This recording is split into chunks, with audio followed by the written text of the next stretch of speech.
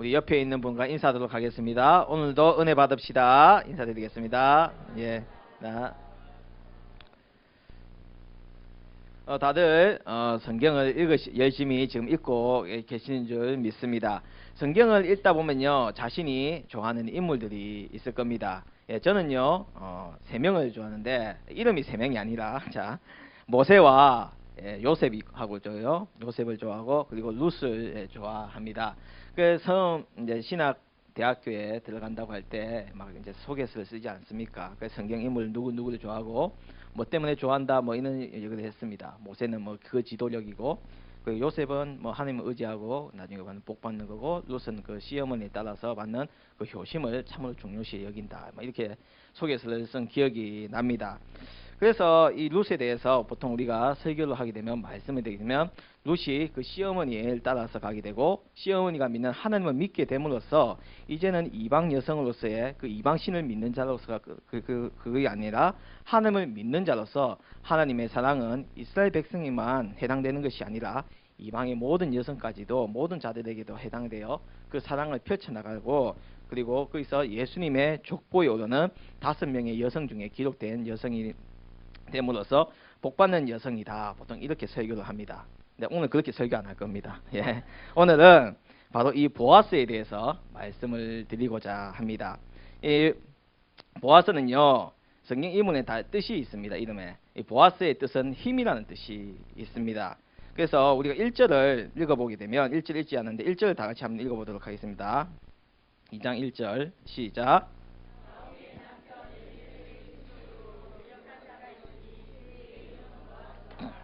아멘.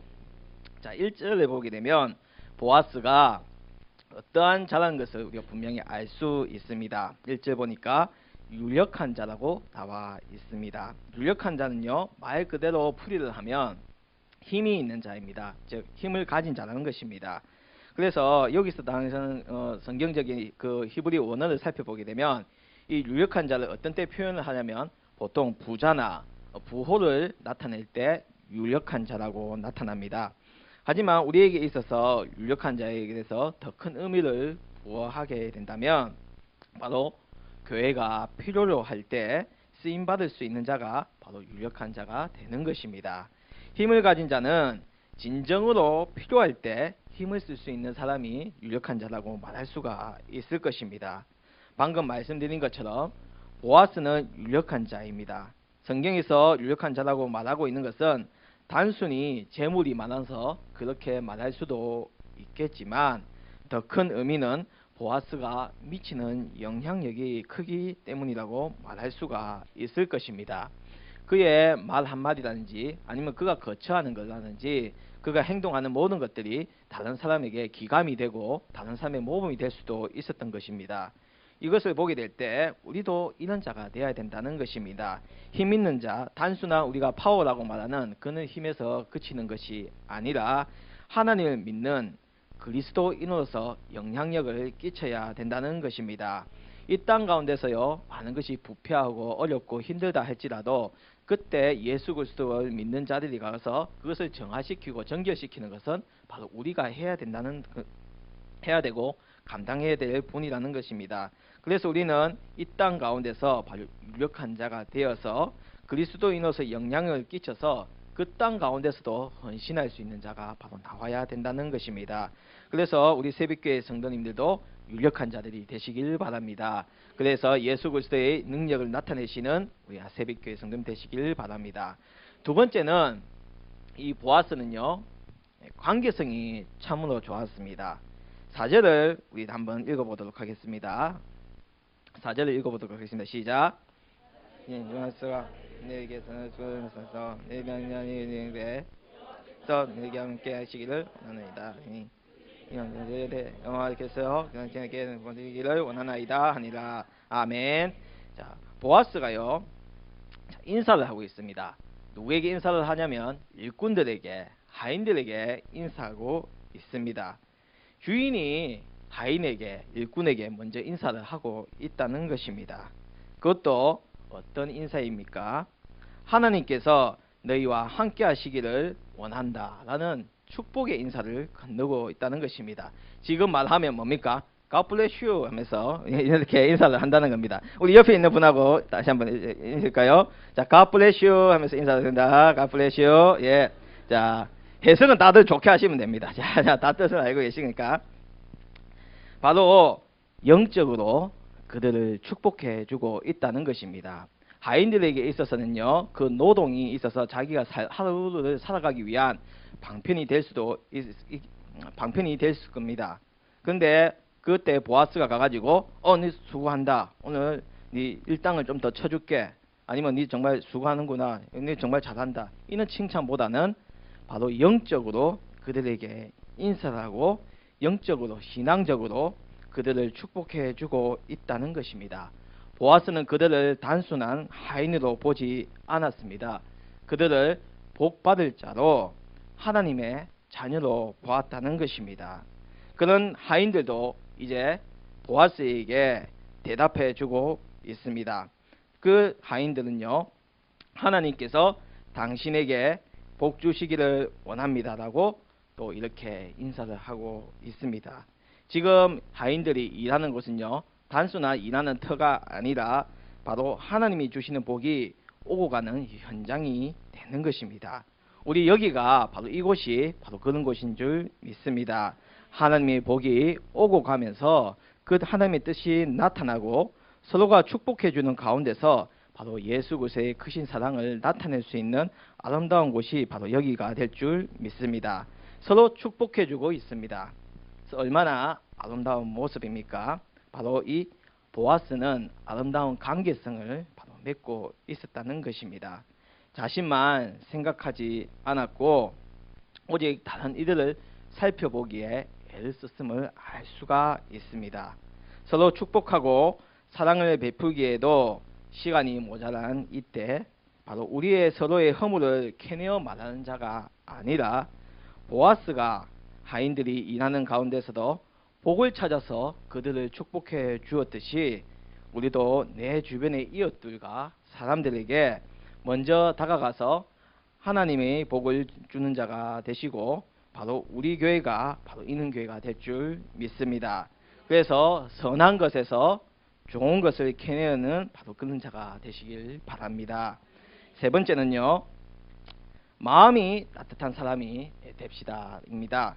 우리 8절에서 11절을 보게 되면 그 보아스가 룻에게 호의를 베풀고 있는 것을 볼 수가 있습니다.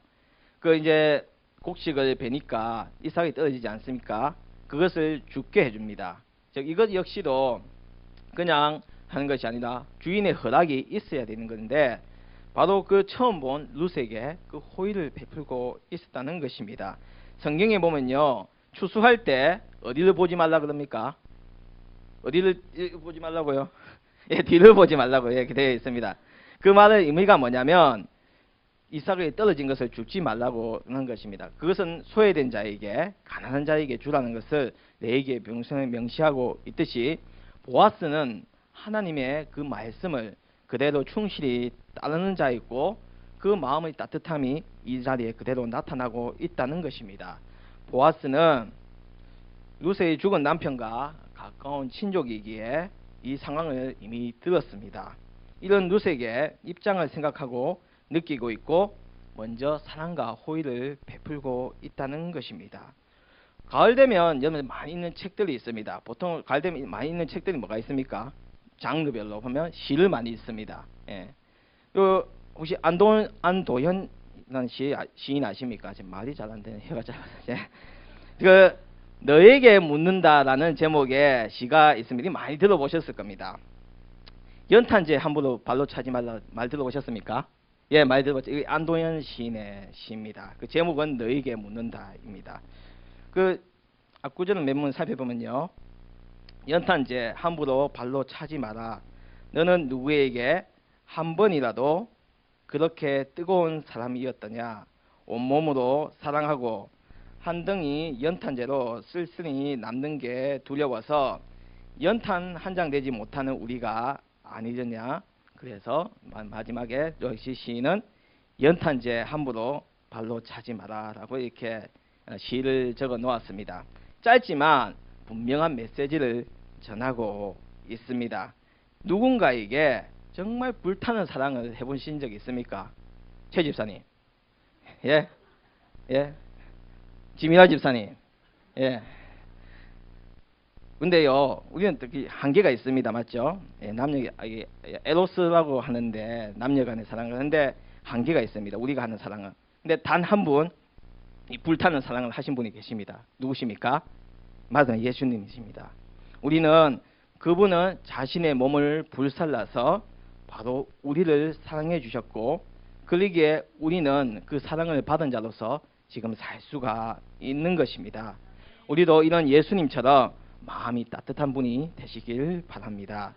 마지막으로는 좋은 소문에 귀 기울이는 자가 되어야 된다는 것입니다. 이런 자가 되기 위해서는요, 긍정적인 자가 되어야 됩니다. 즉 성숙된 자가 되어야 된다는 것입니다. 보아스는 룻의 상황과 룻이 나오미와 함께 하겠다는 소식을 듣게 되었고, 그 이야기를 들려주며 바로 룻을 축복합니다. 나오미와 룻의 상황은 남편이 없는 상황입니다. 그것도 지금 머물고 있는 베들레헴에서 남편이 있는 것이 아니라 모압 지방에서 남편이 잃고 난 후 다시 베들레헴으로 돌아와서 생활하고 있습니다. 나오미가 그렇다 치더라도 이방 여성이 베들레헴으로 왔습니다. 그것도 남편이 잃은 두 여성이 이 마을로 돌아와서 살려고 합니다. 그러면 사람들이 그 모습을 분명 보았을 것이고 그 상황도 다 알고 있습니다. 소문은 꼬리를 났습니다. 남편이 죽어서 천상 이제 혼자 살 수밖에 없는 여자들이 도망쳐서 나왔다면서 막 사람들이 수근수근 할 수도 있습니다. 나오미가 스스로 자신을 이제 나오미라 하지 말고 말하라고 말하라면서 그런 좋지 못한 상황에서 그들은 조용히 숨죽여 살 수밖에 없었습니다. 하지만 보아스는 이들이 남편이 죽은 것에 귀 기울이지 않았고 룻이 그 시어머니를 따라서 바로 여기 베들레헴에 온 것을 생각했고, 이제는 그는 이방신을 믿는 딸이 아니라 여성이 아니라 하나님을 믿는 자녀로서 살겠다는 그 소식에 먼저 귀를 기울였다는 것입니다. 우리의 현실도 마찬가지입니다. 세상은요 갈수록 타락하고 있고 험해집니다. 갈수록 범죄와 악이 판을 치고 있습니다. 하늘은 온통 껌껌하고 금방이라도 천둥과 번개와 비바람이 칠 것 같고 비구름이 항상 끼어져 있습니다. 하지만 진정한 그리스도인은요, 그 하늘에 떠 있는 시커먼 비구름을 보는 자가 아니라 그 뒤에 있는 바로 태양을 보는 자라는 것을 우리는 분명히 기억해야 된다는 것입니다. 그 태양은요 눈에 보이지 않습니다. 하지만 분명 태양은 떠 있습니다. 우리는 그래서 선한 것을 보면서 좋은 소문에 귀 기울이는 자가 되어야 될 줄 믿습니다. 사람은요 참으로 이 눈이 특이합니다. 그 사람에게 1000개의 좋은 것이 있어도요 단 한 개의 단점을 보는 그런 눈을 갖고 있습니다. 이상하게. 근데 우리는요 그 한 개의 단점은 그냥 아예 무시해버리고 그 1000개의 장점을 보고 그 자를 높여주고 아껴주고 격려해 주시는 분들이 되시길 바랍니다. 이제 보아스와 룻은 부부가 되었습니다. 더 값진 것은 이제 이 둘은 예수님의 족보에 오르게 되었다는 것입니다. 그때 당시 여성은요 아시다시피 인구 측정을 하지 않았습니다. 어린아이하고. 그러니까 500여 기적에서 5,000명이 먹고 남았다 그랬잖아요. 그 5,000명은 영어 선생님 같이 성인 남자만 인구를 계수를 한 겁니다. 그래서 책 같은 데서 여성이 기록된다는 것은 정말 대단한 일입니다. 근데 그것도 예수님의 족보에 여성이 5명 나오거든요. 그중 한 명에 그것도 이방 여성이 예수님의 족보에 올라가게 되는 놀라운 일이 일어나게 됩니다. 이렇게 복을 받게 된다는 것입니다. 그래서 우리 성도님들은 첫 번째로 아까 말씀드린 우리 교회가 필요로 할 때 꼭 쓰임받는 자가 되시길 바랍니다. 서로 아름다운 관계를 맺어서 선한 것으로 은혜를 캐는 자가 되시길 바랍니다. 그리고 마음이 따뜻한 분들이 되시고 좋은 소문에 선한 소식에 귀 기울이는 우리 새벽교회 성도 되시길 바랍니다. 기도드리겠습니다.